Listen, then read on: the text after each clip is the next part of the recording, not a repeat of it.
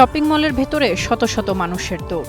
শিশু কিশোর, নারী পুরুষ সব বয়সী মানুষের রয়েছে অংশগ্রহণ। কিন্তু কেন শপিং মলের মতো আবদ্ধ জায়গায় এত মানুষ দৌড়চ্ছে? সড়ক বা পার্কে যখন হাঁটা বা দৌড়ানো কঠিন হয়ে পড়েছে, তখন সংযুক্ত আরব আমিরাতের শহর দুবাইতে দেখা গেল অভিনব এই উদ্যোগ। নাম মলাথন। শপিং মলে দৌড়ই বলে এটির নামও তেমনই।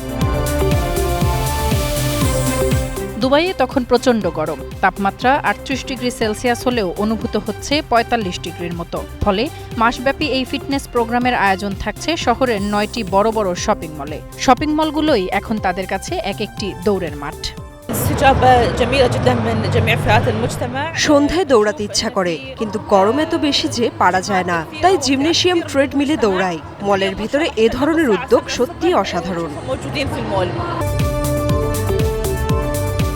প্রতিদিন সকাল ৭টা থেকে সাধারণ মানুষ মলের ভিতরে হাঁটতে বা দৌড়তে পারছেন। আর সপ্তাহের শেষ দিনে থাকছে আনুষ্ঠানিক ২.৫, ৫ এবং ১০ কিলোমিটার দৌড় প্রতিযোগিতা। বাইরে অনেক গরম, তাই এখানে মলে দৌড়ানোর ব্যবস্থা করেছে। দারুণ লাগছে, আমি খুবই উপভোগ করছি। এটা আমার প্রথম মলাথন। আয়োজকরা বলছেন সামনের দিনগুলোতে আরও ইভেন্ট যুক্ত করবেন তারা। এই মলাথন নিছক কোনো আয়োজন নয়, অনুপ্রেরণা, নিয়মিত শরীর চর্চা এবং সুস্থ জীবনের প্রতি মানুষকে আরও সচেতন করে তোলার এক দারুণ প্রচেষ্টা। তাসফিয়া তামান্না, স্টার নিউজ।